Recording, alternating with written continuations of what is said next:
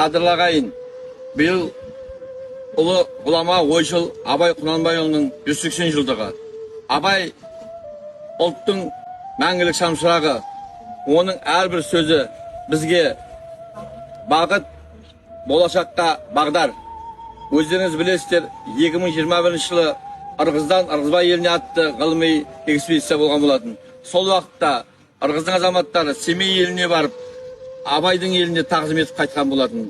Сондықтан да бүгінгі мерейтойы бәріңізге құтты болсын.